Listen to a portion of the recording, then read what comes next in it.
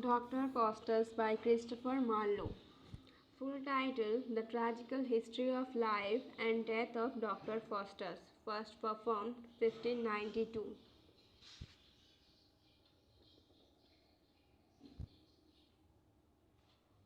Draw, Tragedy and a Morality Play. Time setting 16th century. Doctor Faustus Christopher মার্লোর একটি tragedy নাটক।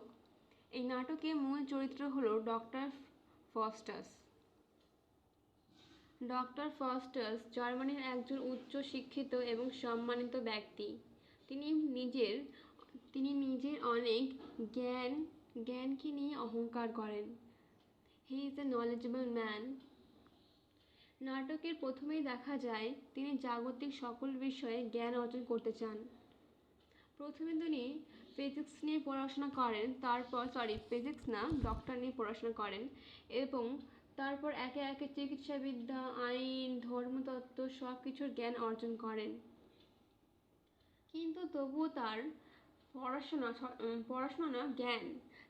তবুও তার জ্ঞানের প্রতি এতই আকাঙ্ক্ষা যে তিনি এসব জ্ঞানে ওনার কি বলা হয়, pursuit of knowledge, pursuit of happiness পায়নি। তিনি এসবের ঊর্ধ্বে গিয়ে আরও কিছু শিখতে চান। তখন তিনি তার দুই বন্ধু ভ্যালডেস ও কর্নেলিয়াসের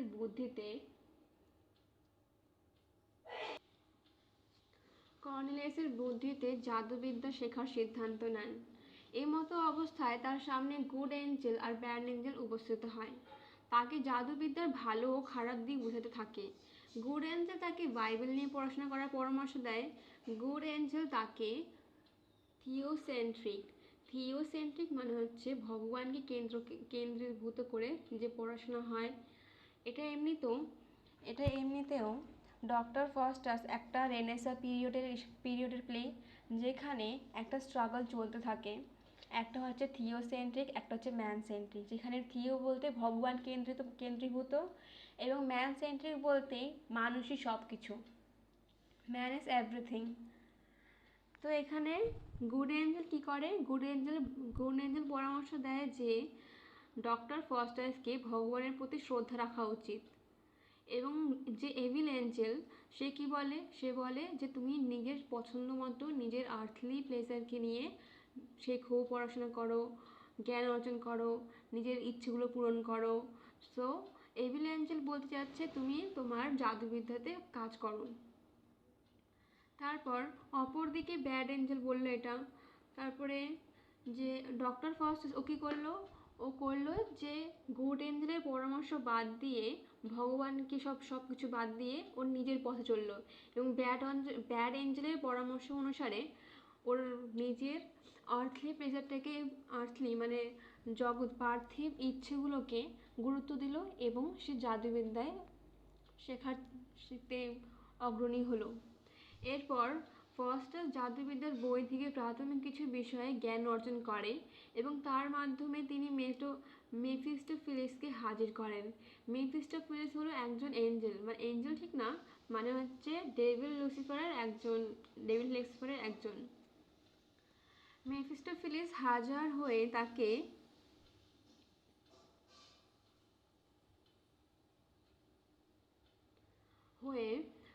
হয়ে তাকে ডাকার কারণ জিজ্ঞাসা করে। তখন ফস্টাস জানান যে তিনি অসীম ক্ষমতার অধিকারী, মানে ও এই নর্মাল জীবন আর কাটাতে চায় না। ও চায় ওর হাতে অনেক পাওয়ার আসবে, ও অনেক কিছু করতে পারবে। তারপর এটা জানার পর মেফিস্টোফেলিস তাকে এই জাদুবিদ্যার ভয়ঙ্কর পরিণতি সম্পর্কে সতর্ক করে। কিন্তু ফস্টাস এতেও পিছুপা হন না, বরং সব কিছু জেনেও তিনি শয়তানের নেতা লুসিফারের শরণাপন্ন হন। তখন মেফিস্টোফেলিস জানায় যে ফস্টাস যতদিন বাঁচবে ততদিন সে তার সেবা করবে। কি বলছে, যখন মেফিস্টোফেলিস জানায় যে ফস্টাস যতদিন বাঁচবে ততদিন সে তার সেবা করবে, তাহলে তো ফস্টাস এত খুশি হয়ে যাবে যে আমি যতদিন বাঁচবো আনন্দে খুশিতে জীবন কাটাতে পারবো, এই না কোনো ভগবানের এসে না কারোর কিছু, নিজের অধীনে থাকবে, নিজের হ্যাপিনেসকে গুরুত্ব দেবে। কিন্তু এই আনুগত্য পেতে হলে ফস্টাসকে একটা শর্ত মানতে হবে। মেফিস্টোফেলিস ডক্টর ফস্টাসকে একটা শর্ত বলল যে এই আনুগত্য, এই সেবা, এই এনজয়মেন্ট পাওয়ার জন্য তোমাকে একটা শর্ত মানতে হবে। সেই শর্ত মোতাবেক ফস্টাসকে তার আত্মা শয়তানের কাছে সমর্পণ করতে হবে। Doctor Faustus need to sell his soul to the devil. এর জন্য কি বলে, এবং এর বিনিময়ে ফস্টাস 24 বছর মেফিস্টোফেলিসের সেবা পাবে। তো ডক্টর ফস্টাস কি বলছে যে ও যদি নিজের সোলকে ডেভিলের কাছে বিক্রি করে দেয় তাহলে ও 24 বছর মেফিস্টোফেলিসের সেবা পাবে এবং আর্থলি এনজয়মেন্ট সে ভোগ করতে পারবে। কিন্তু যখনই এই চুক্তির মেয়াদ উত্তীর্ণ হবে তখন ফস্টাস এক বীভৎস ও ভয়ঙ্কর মৃত্যুর সম্মুখীন হবে। ডক্টর ফস্টাস জাদুবিদ্যা শেখার জন্য এতটাই উদ্গ্রীব হয়ে ওঠে যে প্রথমে তিনি সংকোচ বোধ করলেও মেফিস্টোফেলিসের শর্ত মেনে নেয়। এখানে যখন মেফিস্টোফেলিস একজন ডেভিলের ফলোয়ার, যে কিনা সে ফস্টাসকে বলেছিল যে যদি সে আর্থলি এনজয়মেন্ট করতে চায় তাহলে তাকে ডেভিলকে নিজের আত্মা সমর্পণ করতে হবে। তার বিনিময়ে সে কী করবে? তার বিনিময়ে মেফিস্টোফেলিসের সেবা গ্রহণ করতে পারবে 24 বছর পর্যন্ত। আর এতে ফস্টাস খুব উত্তেজিত হয়ে যায় যে এটা তো খুব ভালো ভালো একটা ডিল, যার জন্য সব এনজয়মেন্ট লাভ করতে পারবে, 24 বছর বাঁচতে পারবে। কিন্তু প্রথমত ভয় পেয়েছিল যে 24 বছর পরে আমার কি হবে, হয়তো মানে একটা ভেবে টেবে কোনো লাভ হয়নি। সে লাস্ট পর্যন্ত কী করলো, মেফিস্টোফেলিসের কথা মেনে এলো। চুক্তি অনুসারে প্রথমত ডক্টর ফস্টাস শয়তানের দলভুক্ত হবে এবং ভগবানের বিরুদ্ধে বিদ্রোহ করবে। দ্বিতীয়ত মেফিস্টোফেলিস সবসময় ফস্টাসের আনুগত্য করবে। ফস্টাস যেটাই চাইবে সেটাই তার সামনে হাজির করা হবে। মেফিস্টোফেলিস সবসময় ফস্টাসের রুমে অদৃশ্য হয়ে থাকবে। সবশেষে ফস্টাস যখন চাইবে মেফিস্টোফেলিস তার সামনে হাজির হবে, চুক্তিপত্রে এটাও উল্লেখ থাকে যে 24 বছর পর শয়তান তার আত্মা এবং শরীর দুটোই নিজেদের আয়ত্তায় নিয়ে নেবে। তাহলে এখানে কি বলা যাচ্ছে যে মেফিস্টোফেলিস একটা চাল করেছিল ফস্টাসের বিরুদ্ধে। ফস্টাস একটা সাধারণ মানুষ যে কিনা যদি মানে যেহেতু ও ব্যাড এঞ্জেলের কথা মানছে তাহলে তো ওর একটু প্রবলেম হবেই যে ও ভগবানের বিরুদ্ধে গিয়ে নিজের আর্থলি এনজয়মেন্টের জন্য একটা ভুল পদক্ষেপ নেবেই। সেটাই এই পদক্ষেপ যে ও এক ডেভিলের প্রতি আগ্রহী হয়ে ডেভিলের প্রতি কাজ করা শুরু করে এবং ডেভিলের মতো হিংস্র ঠিক না, মানে ওভার অ্যাম্বিশাস যে আমি এত কিছু পাবো, এত কিছু ম্যাজিক্যাল পাওয়ার আমার মধ্যে থাকবে, এইসব বিষয়ে ও খুব উদ্গ্রীব হয়ে ওঠে। ফস্টাস অতিরিক্ত কিছু ভাবা ছাড়াই চুক্তিপত্র সাইন করে দেয়। তিনি মনে মনে একটু আধটু সংকোচ বোধ করলেও যখন মেফিস্টোফেলিস তাকে জাদুবিদ্যার বই উপহার দেয় তখন তিনি আর ইতস্ত করেন না। তখন ফস্টাস মেফিস্টোফেলিসকে বিভিন্ন প্রশ্ন করলে সে সবগুলোর উত্তর দেয়, শুধুমাত্র একটি উত্তর দিতে পারে না, আর সেটা হচ্ছে কে এই বিশ্বব্রহ্মাণ্ডের সৃষ্টি করেছেন। এই পর্যায়ে তিনি আবার কিছুটা ইতস্তত বোধ করেন। আর তখনই মেফিস্টোফেলিস এবং লুসিফার তাকে 7টি নিকৃষ্ট পাপ উপহার দেয়। এগুলো হচ্ছে অহংকার, যৌন লালসা, ক্রোধ, হিংসা, অতিভোজন, আলস্য এবং লোভ। এই 7টি নিকৃষ্ট পাপই হলো মানুষের একটা কি বলা হয় 7 ডেডলি সিনস। এগুলির মাধ্যমেই মানুষ এখন নিজেদেরকে ওভার অ্যাম্বিশাসে পরিণত করছে, যার কারণে তাদের কোনো উন্নতি ঘটছে না, আর অহংকারে ভুগছে। অহংকার মানে কি, I am the best for everywhere, আমি যেখানে যাই সেখানেই আমি সব থেকে বেস্ট। এই একটা অহংকার বোধ যে আমি এইসব কিছু নর্মাল, এসব জ্ঞান ট্যান আমার সব হয়ে গেছে, আমি হচ্ছি সব থেকে বেশি শ্রেষ্ঠ। এরকম একটা অহংকার ব্যক্তি হয়ে পড়েছিলেন কে? ফস্টাস। এরপরে ফস্টাস তার জাদুর অপপ্রয়োগ করা শুরু করে। তিনি মেফিস্টোফেলিসের সাথে ভ্রমণে বের হন। প্রথমে তারা রোমের একটি গির্জায় যান। সেখানে পৌঁছে মেফিস্টোফেলিসের সহায়তায় তিনি গির্জার পাদ্রীর সাথে ঠাট্টা করা শুরু করেন এবং উপস্থিত সবাইকে বিভিন্নভাবে বিরক্ত করতে থাকেন। সেখান থেকে তিনি ইউরোপের বিভিন্ন রাজসভায় ভ্রমণ করেন। এক পর্যায়ে তিনি জার্মানির রাজসভায় আমন্ত্রিত হন। রাজা পঞ্চম চার্লস ফস্টাসের কাছে জাদু দেখার আগ্রহ প্রকাশ করেন। তিনি পৃথিবীর শ্রেষ্ঠ শাসক আলেকজান্ডারকে দেখতে চান। তার ইচ্ছানুযায়ী ফস্টাস আলেকজান্ডারের প্রতিচ্ছবির প্রদর্শন করেন। এতে তিনি খুশি হয়ে যান। এরপর তিনি এক ব্যবসায়ীর সাথে ঠাট্টা তামাশা করেন। ফস্টাস সেই ব্যবসায়ীর কাছে একটা ঘোড়া বিক্রি করেন। তিনি তাকে সাবধান করে দেন যে ঘোড়াটাকে পানিতে নামানো না হয়, কিন্তু ব্যবসায়ী তার এই কথা না শুনে ঘোড়াটাকে পানিতে নামায় আর সাথে সাথে সেটা অদৃশ্য হয়ে যায়। তখন ব্যবসায়ী ফস্টাসের কাছে এসে তার অর্থ ফেরত দিতে বলে, কিন্তু তিনি অর্থ ফেরত না দিয়ে তাকে জাদুর সাহায্যে বিদায় করে দেন। ইতিমধ্যেই জাদুর জন্য ফস্টাসের নাম চারিদিকে ছড়িয়ে পড়ে। একদিন ভ্যান হল্টের রাজা তাকে জাদু দেখানোর জন্য সবাই আমন্ত্রণ জানান। তিনি সেখানে হাজির হলে সেই ব্যবসায়ীকে দেখতে পান।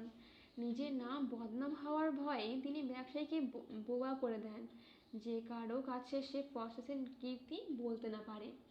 এরপর রানী তাকে আঙ্গুর ফল হাজির করতে বলেন, কিন্তু তখন ছিল জানুয়ারির মাস এবং বছরের সেই সময় আঙুর হলো দুষ্প্রাপ্য। কিন্তু ফস্টাস তার জাদুর সাহায্যে সেই অসম্ভবকে সম্ভব করেন। এতে রাজা রানী দুজনেই খুশি হন। এরপর 2-3 জন স্কলার ফস্টাসকে জাদুর সাহায্যে হেলেন, পৃথিবীর সবচেয়ে সুন্দরী মহিলাকে আনতে বলেন। মেফিস্টোফেলেসের দ্বারা ফস্টাস সেটাও করে দেখান এবং ব্যাপকভাবে সম্মানিত হন। হঠাৎ করে ফস্টাস শুনতে পান এক বৃদ্ধ তাকে অভিশাপ দিচ্ছে। বৃদ্ধ বলেন ফস্টাস যে পরিমাণ পাপ করেছে তাতে সে কখনোই যীশুখ্রিস্টের অনুগ্রহ পাবে না। এটা শোনার পর ফস্টাস মনঃক্ষুণ্ণ হয়ে যান এবং ভাবতে থাকেন কতই না খারাপ কাজ তিনি করেছেন। তার মধ্যে অনুশোচনা দেখা দেয়, কিন্তু পরক্ষণেই মেফিস্টোফেলেস তাকে খারাপ কাজের আনন্দ সম্পর্কে বোঝাতে থাকে।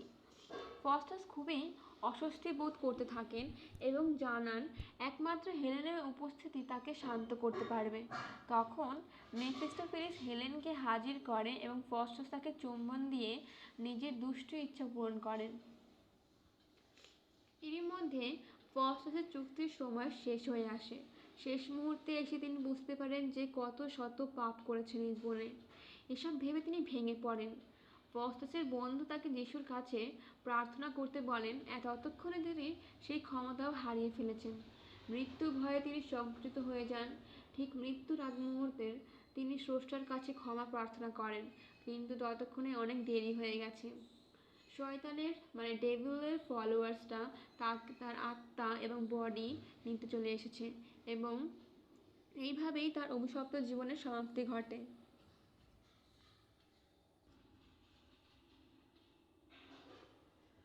The plot of Marlowe's Doctor Faustus revolves around Faustus's fortunes, his rise and fall from grace. Faustus, a medieval scholar, sells his soul to the devil in exchange of 20 years of voluptuousness. On the lapse of these 24 years, Faustus's soul and his body are carried to hell by the devil and his followers. To this plot, Marlowe adds a subplot, comical, involving Faustus's servant and his associates of the action of the main plot. Doctor ফস্টাসের প্লটটি শুধুমাত্র ফস্টাসকে কেন্দ্রীভূত করেই করা হয়েছে, যে একটা ব্যক্তি নিজের কি করে একটা পতনের দিকে নিতে পারে, যে তার উচ্চ আকাঙ্ক্ষা কী করে মানুষকে একটা পতনের দিকে ঠেলতে পারে। এবং ফস্টাসের যে পার্থিব একটা এনজয়মেন্টের প্রতি যে আগ্রহ গড়ে উঠেছিল বা তৈরি হয়েছিল, সেটার প্রতি সেই আকাঙ্ক্ষা তাকে কীভাবে পতনের দিকে ঠেলে দিতে পারে, সেই প্লটটাই এখানে রয়েছে।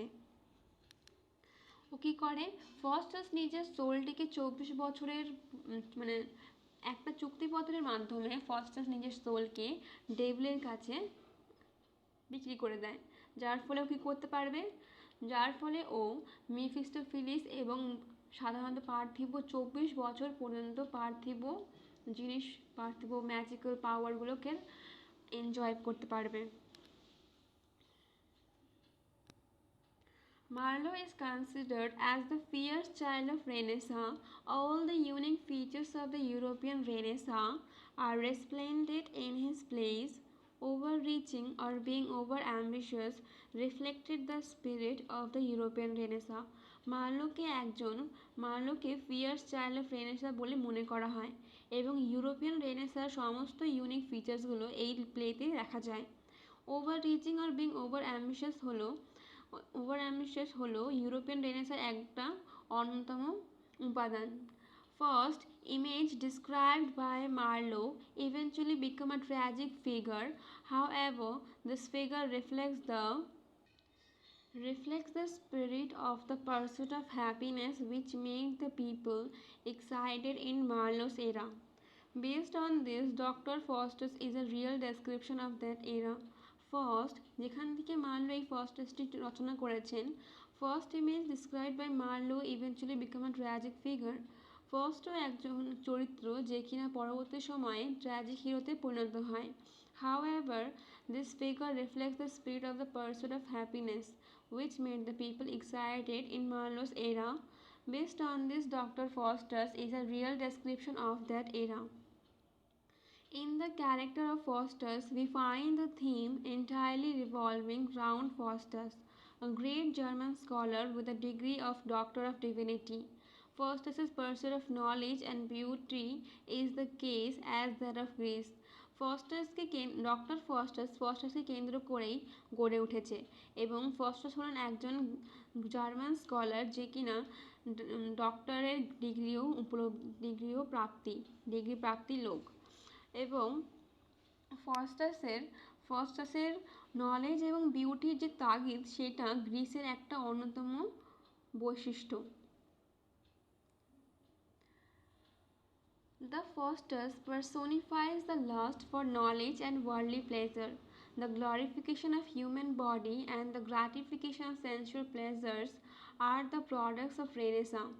Faustus was not the humble soul controlled by the concept of original sin and salvation in morality play, but a traditional moral and religious rebel and a humanism thinker of exploring the mysteries of life. Faustus এমন একজন ব্যক্তি ছিলেন যে earthly pleasure এবং নলেজের প্রতি খুব আকাঙ্ক্ষিত ছিলেন এবং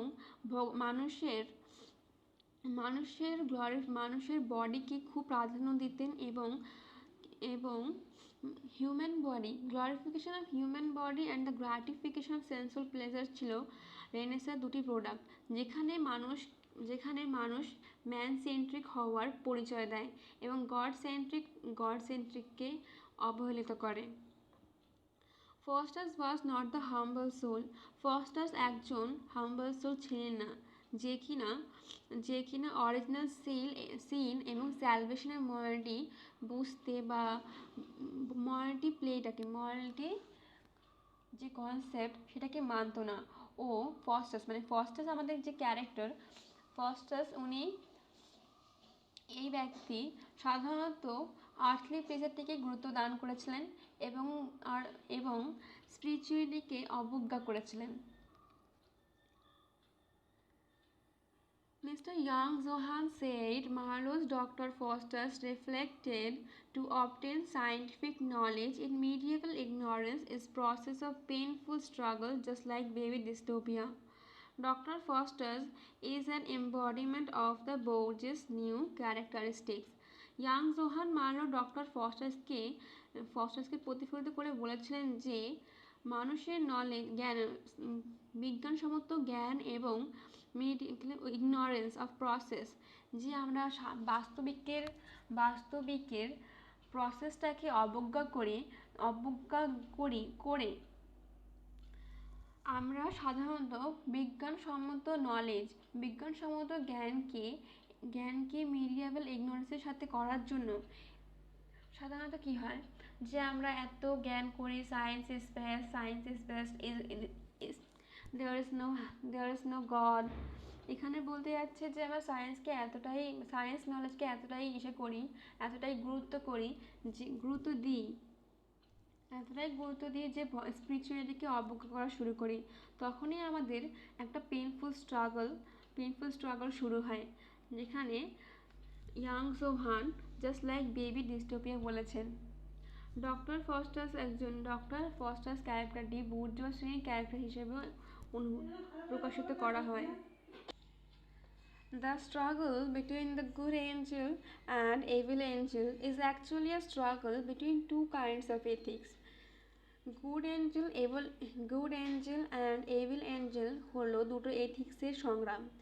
One is the Christian faith of regarding God as a religious ethics.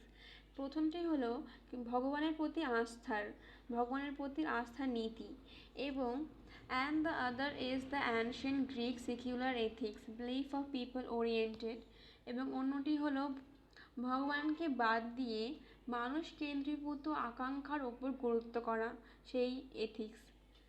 Good angel represents good virtue of Christianity, leading people to believe in God and give up the worldly enjoyment.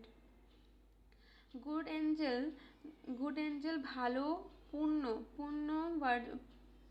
ভালো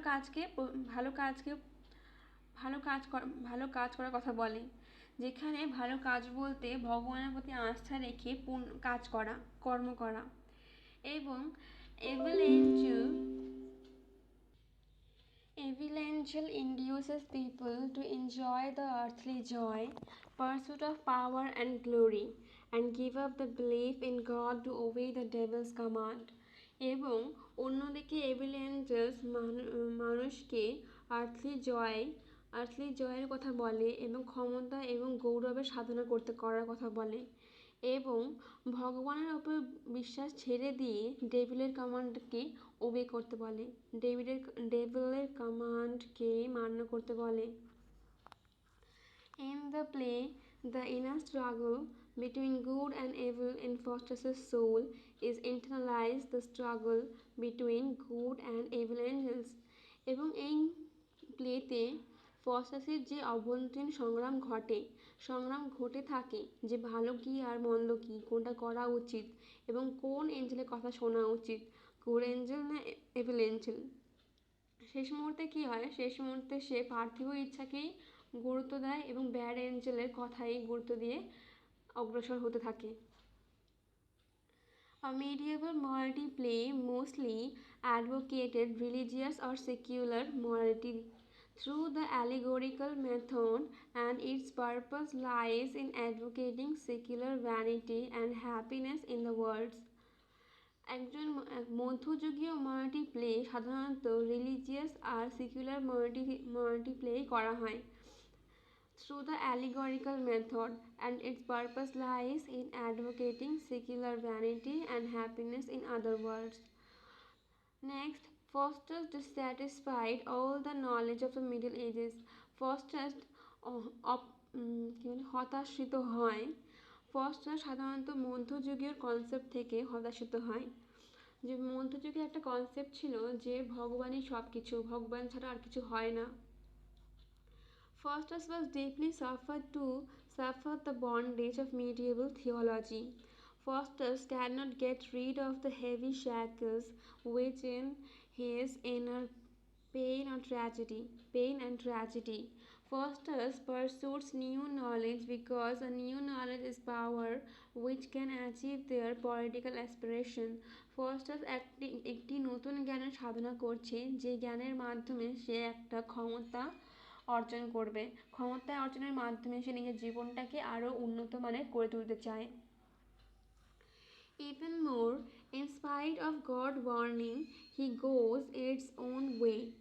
He says, I am determined to have and will not repent. If my souls are multiple as the stars, I will sell them to the devil. এবং তাছাড়া কি হয়, সে ভগবানের ওয়ার্নিংকেও অবজ্ঞা করে সে নিজের পথে চলা শুরু করে, এবং সে তার প্রাইডটা এত বেশি উচ্চ আকাঙ্ক্ষায় পরিণত হয়, এত বেশি শীর্ষে উঠে যায়, যে সে ভাবে যদি আমার সোল মাল্টিপল হয়েও যায় তাহলে আমি নিজের সোলগুলোকে ডেভিলকে বিক্রি করতে পারবো এবং নিজের আর্থলি এনজয়মেন্টটাকে ভোগ করতে পারবো।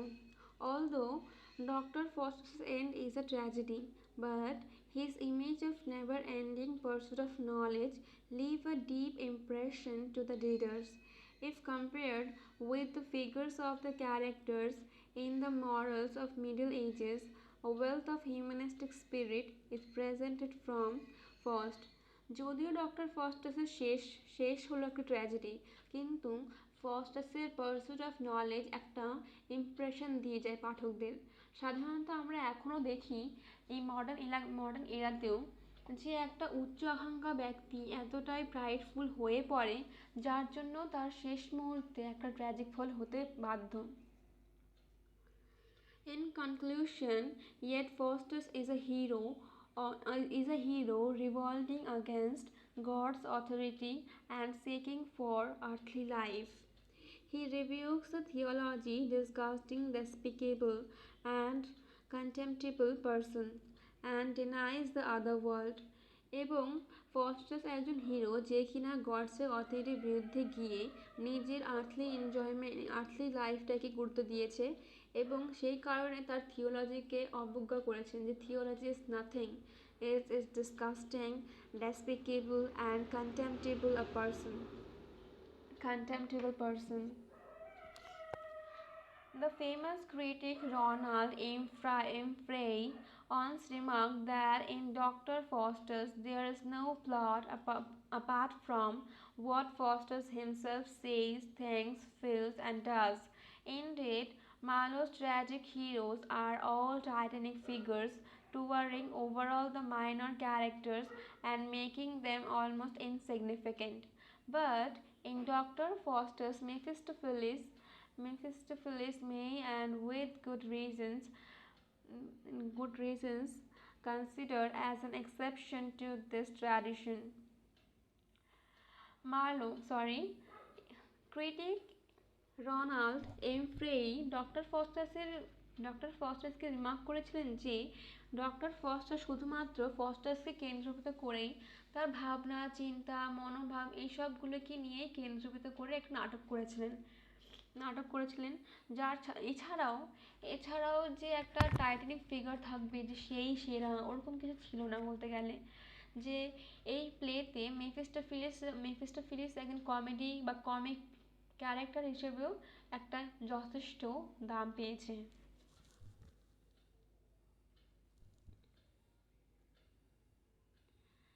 Mephistopheles is no doubt a devil, but not the devil of the miracles or moralities with funny and comic pranks.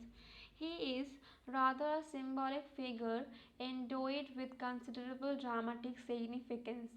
He confesses to Faustus that he is keenly and sadly conscious of his suffering in hell and the loss of heaven, and God's blessings are a constant source of deep against to him.